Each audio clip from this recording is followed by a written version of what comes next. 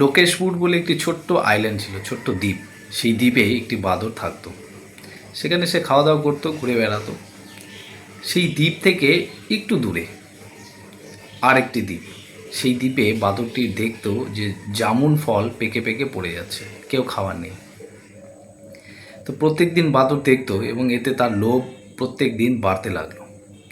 সে ভাবলো যে না, আমাকে সেই দ্বীপে যেতে হবে এবং সেই জামুন ফল খেতেই হবে।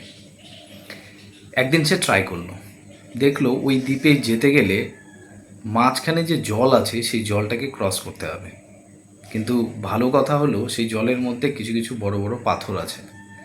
ও একটা এস্টিমেট লাগালো যে আমি যদি এই পাথর থেকে এই পাথরে লাফ দিই, এই পাথর থেকে এই পাথরে লাফ দিই, তাহলে আমি পৌঁছে যাব। সেই মতো সে দৌড়তে শুরু করলো এবং একটা পাথর থেকে আরেকটা পাথর, একটা পাথর থেকে আরেকটা পাথরের উপর দিয়ে গিয়ে সে ওই দ্বীপে পৌঁছে গেল। কোথায়? জামুন গাছে।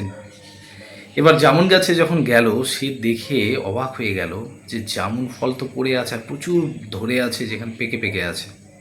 সে এবার খেতে লাগলো মনের আনন্দে এবং বলতে লাগলো, আহা কি আনন্দে, কি দারুণ একটা ফল, এতদিন আমার ধার কাছে ছিল না। এর আগে যদি আমি এটা সাহস করতাম তাহলে হয়তো ফলটা খেতে পারতাম না। এখন থেকে প্রত্যেক দিন আসবো, প্রত্যেক দিন খাবো। এবার যেমন খাওয়ার পর সে আবার তার নিজের জায়গায় ফিরে আসলো। প্রত্যেক দিন এভাবে যেতে লাগলো। তো সেই জলে একটি কুমির থাকতো তার স্ত্রীকে নিয়ে। সে এবার এই দৃশ্যটি তার চোখে ধরা পড়ল। তখন সে ভাবলো যে আরে, এই বাদরের মাংস খেতে তো দারুণ লাগবে, অনেক দিন হয়েছে খাইনি, এটাকে ধরতে হবে। সে তার বউয়ের সঙ্গে বুদ্ধি পরামর্শ করতে লাগলো। সে কী করলো, তার যে রাস্তা পার হওয়ার সেখানে চুপ করে ঘাপটি মেরে শুয়ে থাকলো। কিন্তু সে ভাবলো আমি নড়াচড়া করবো না, তাহলে বাদর বুঝতে পারবে না। কিন্তু বাদরের তো চোখ তীক্ষ্ণ। সে যখন পার হতে লাগলো তখন দেখলো যে সেখানে একটি কুমির। সে কী করলো, কুমিরের পিঠের উপর লাফ দিয়ে সে আইল্যান্ডে পার হয়ে গেল। কুমির কিন্তু তাকে ধরতে পারলো না। আবার সে জামুন খেলো।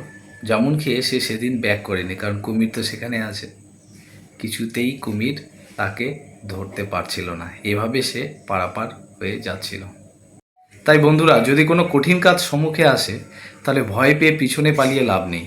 একটু বুদ্ধি এবং একটু সাহস নিয়ে এগিয়ে গেলে আখেরে লাভ কিন্তু নিজেরই। নমস্কার।